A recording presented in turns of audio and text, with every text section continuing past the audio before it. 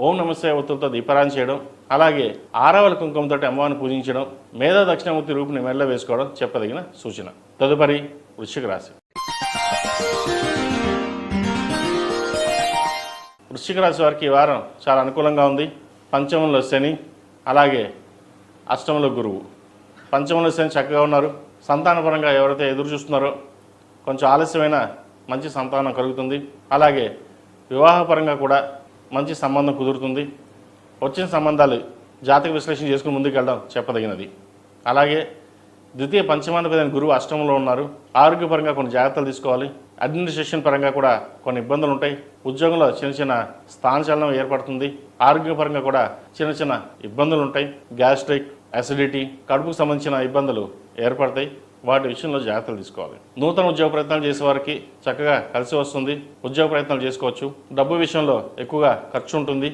ఖర్చుల విషయం జాగ్రత్త పడితే భవిష్యత్ బాగుంటుంది. అలాగే ఈ రాశిలో మించిన విద్యార్థులు ఈ వారం చక్కగా రాణిస్తారు. మంచి అభివృద్ధి పదం ఉంటుంది. ప్రభుత్వ సంబంధమైన ఉద్యోగం కోసం ప్రయత్నిస్తున్న వారికి ప్రయత్నాలు ప్రారంభించవచ్చు. గ్రూప్స్కి ప్రిపేర్ అవుతున్న వారికి మంచి అవకాశాలను చెప్పవచ్చు. అయితే విదేశాలకు సంబంధించి వెళ్ళాలనుకునే వారికి కొంత ఆటంకాలు ఎదురవుతాయి. వాటి విషయంలో జాగ్రత్త వహించండి. వీసాకు సంబంధించిన విషయాలు రిజెక్ట్ అవ్వడం కావచ్చు, లేదా లేట్ అవ్వడం కావచ్చు జరుగుతుంటాయి. విదేశాల్లో ఉన్న వారికి పిఆర్, గ్రీన్ కార్డ్ కోసం ప్రయత్నిస్తున్న వారికి అవకాశాలు చక్కగా ఉన్నాయి. వాటిని ఉపయోగించుకోవాలి. ఎవరికైతే వీసా రాలేదో, లాటరీలో రాలేని వారికి ఈ నెలలో ప్రయత్నాలు చేయండి. వచ్చే అవకాశాలు గోచరిస్తుంది. దూర ప్రాంత ప్రయాణాలు ఎక్కువగా చేస్తారు. బంధుమిత్రులతో కలిసి ఆనందంగా గడుపుతారు. చిన్న చిన్న ఇబ్బందులు ఏమైనా ఉన్నాయా ఈ వారం తొలగిపోతాయి. ఈ రాశిలో జన్మించిన స్త్రీలకు వృత్తి ఉద్యోగపరంగా, వ్యాపార పరంగా అనుకూలంగా ఉంటుంది. భూమిని కొనుగోలు చేస్తారు. వ్యాపారాన్ని మంచి అభివృద్ధి పదంలోకి నడిపించడానికి మీరు చేసే కృషి ఏదైతే ఉందో అది ఈ వారం ఫలిస్తుంది.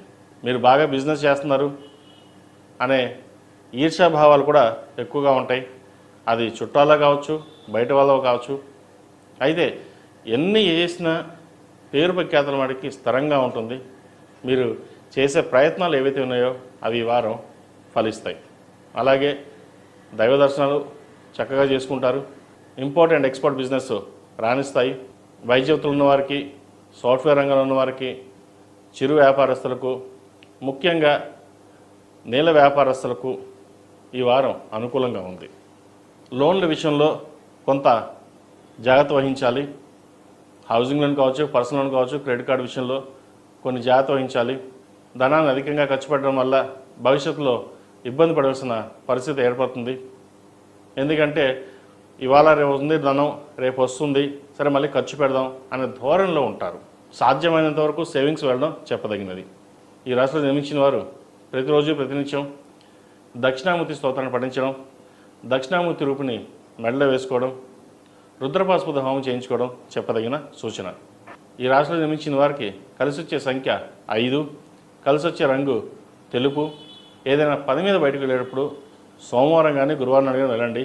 మంచి ఫలితాలు సంప్రాప్తిస్తాయి. తదుపరి ధనుసు రాశి.